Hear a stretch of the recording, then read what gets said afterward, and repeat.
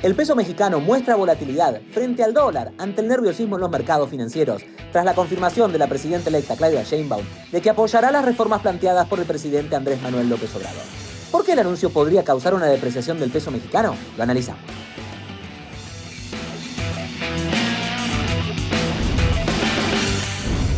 Y para eso saludamos ya a Carlos López Jones, consultor en tendencias, que se encuentra en Ciudad de México. Carlos, gracias por estar con nosotros aquí en CNN Dinero. Lo primero que quiero preguntarte es, Sheinbaum anunció varias de las reformas que ya había dicho Andrés Manuel López Obrador, pero fundamentalmente la que más suspicacia genera es la reforma judicial. ¿Por qué hay tanto resquemor, particularmente con esa reforma? Iván, muchísimas gracias por la invitación. Bueno, lo que está pasando es que el presidente López Obrador en febrero de este año propuso al Congreso cambiar la forma en la que se eligen a los magistrados del Poder Judicial en México. En ese momento el partido en el poder no tenía mayoría calificada, no podía cambiar la Constitución. Sin embargo, el 2 de junio tuvimos elecciones presidenciales, pero también de Congreso, y a partir de ahí ya tiene ahora sí mayoría calificada y ahora sí ya puede cambiar la Constitución. El Congreso entra en funciones el próximo 1 de septiembre, ahí conoceremos los detalles de esta reforma judicial, pero la misma incluiría que sea por voto popular y no por decisión del Congreso quienes van a ser los ministros de la Suprema Corte de Justicia de la Nación. Y bueno, pues eso genera controversia, polémica, pues porque como sabes el Poder Judicial es contrapeso del Poder Ejecutivo.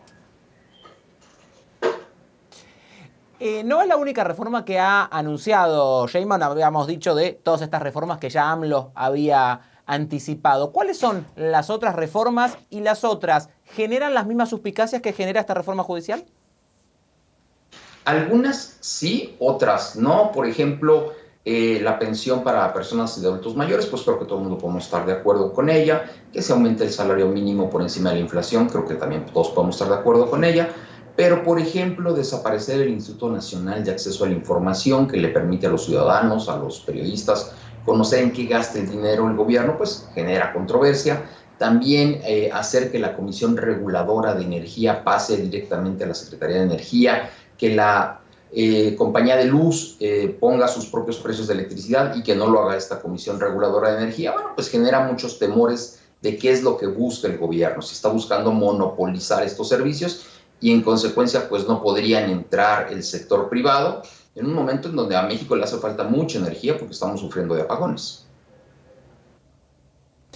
¿En cuánto pesa que estos anuncios, que estas reformas las quiera llevar a cabo Claudia Sheinbaum, que va a ser la primera presidenta mujer de México? Si estas reformas las llevase adelante AMLO, ¿estarían los mismos temores o no?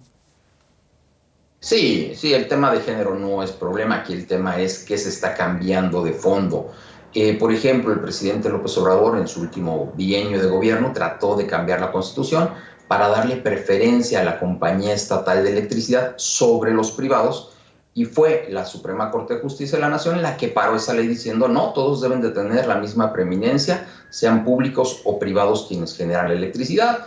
No es un tema de género, es un tema de qué se está cambiando de fondo.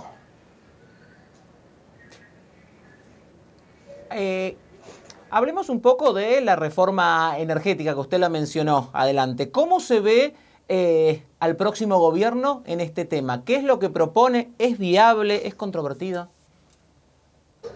Todavía no tenemos la propuesta. Sabemos lo que la señora Sheinbaum propuso en campaña. En primer lugar, seguir apoyando a Pemex. Nos parece a algunos que es un error, porque Pemex, la empresa paraestatal de petróleo mexicana, se divide en dos partes fundamentales. Extracción de petróleo, que sigue siendo muy rentable, y luego refinación. Las 6 refinerías que operan en México operan con pérdidas. Algunos consideramos que esas refinerías, por lo menos 2 o 3, ya deberían de cerrarse. La señora Sheinbaum dice que las seguirá apoyando.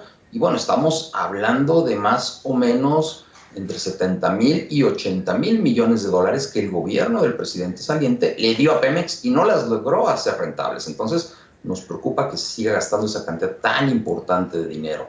El otro punto a desarrollar es que la señora Sheinbaum es física en ambiente, entonces esperamos que apoye las energías renovables. No ha sido lo que ha hecho la cuarta transformación, el presidente saliente, pero bueno, vamos a ver qué decide ella. Esperemos que sí las apoye, porque a México le hace falta mucha energía verde. Hablando de las energías, hablábamos de Pemex, pero ¿qué puede pasar con las empresas privadas? ¿Puede haber lugar para la participación privada? Es que ese es el gran tema. La Comisión Federal de Electricidad, que es la empresa estatal mexicana, no tiene capacidad suficiente para hacerle frente a la demanda creciente de electricidad en México. Durante los últimos 6 años, la Comisión no pudo inaugurar una sola nueva planta en todo el país. Ya están en construcción 2 o 3, pero entrarán en operación hasta 2026, 2027, y ahorita tenemos apagones. En cambio, los privados tienen permisos detenidos en la Comisión Reguladora de Energía por inversiones por más o menos 50,000 millones de dólares. Entonces, sí hay mucho interés de los privados por participar, pero el gobierno los ha frenado para que la empresa estatal mantenga el 52-53% de generación de energía, pero es insuficiente. Volvemos un poquito a hablar de la volatilidad del peso mexicano y un poco de la situación que se ha vivido en estos días con los anuncios de Sheinbaum. Ella todavía no ha anunciado su gabinete, pero sí ha dicho que su intención es que continúe Rogelio Ramírez de la O a cargo de las finanzas del país. ¿Cómo se lee esa voluntad de Sheinbaum de que las cuentas se sigan manejando de la misma manera y con la misma persona? ¿Ayuda? ¿Cómo se ve? Bueno, lo que pasa es que en los primeros 5 años de gobierno del presidente saliente López Obrador, el déficit fiscal, la diferencia entre ingreso y gasto, había sido muy pequeña, muy moderada, pero en este último año se disparó. Son 2 billones de pesos, alrededor de 120,000 millones de dólares, lo que se excedieron en gasto. Y bueno, pues alguien tiene que recuperar, otra vez regresar a un menor endeudamiento público, y la señora Sheinbaum considera que Ramírez de la O es la persona indicada, pues porque conoce bien los mercados, ha estado al frente, y él fue el que prometió que sí se podía regresar a un déficit fiscal moderado en los próximos años. También en septiembre se presentará el presupuesto. Vamos a ver cuánto se recorta ese endeudamiento, porque México todavía tiene grado de inversión y sí lo podría perder si se mantienen estos grados tan elevados de endeudamiento año con año, ¿no? Entonces, vamos a ver qué propuestas tiene. Seguramente vienen fuertes recortes al gasto público, porque pues no va a haber tanta deuda, y a partir de ahí ya veremos qué hace. Pero la propuesta es regresar a un déficit fiscal moderado de 2-3% del PIB, no del 6% actual. Por último, Carlos, te pregunto, ¿cómo se ve la inversión extranjera con Sheinbaum y Ramírez de la O?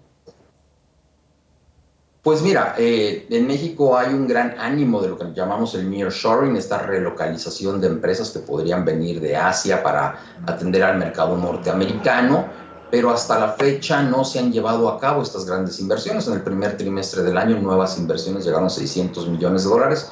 No es nada. Una planta de Tesla vale 5,000 millones de dólares. Amazon podría meterle 10-12,000 millones de dólares. Hay incertidumbre por lo que pueda pasar en el campo judicial en estas reformas, y también hay incertidumbre por quién podría ganar las elecciones en noviembre en Estados Unidos.